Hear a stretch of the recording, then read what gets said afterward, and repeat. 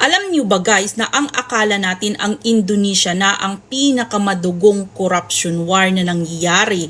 Pero ang Nepal ang pinaka-worst at pinakamadugo ngayon dahil alam niyo ba kung anong ginagawa nila sa mga umuupo sa gobyerno nila?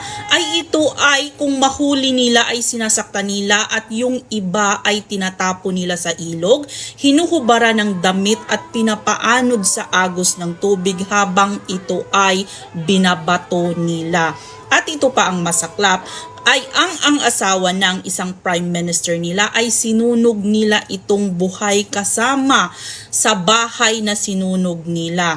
At yung mga ibang mga leader ay tinakas lang ng helicopter gamit ang army ng mga helicopter. Ito ay nirescue nila ang lahat-lahat ng mga natirang mga leader na hindi pa naabutan ng taong bayan at hindi pa nakulata ng taong bayan.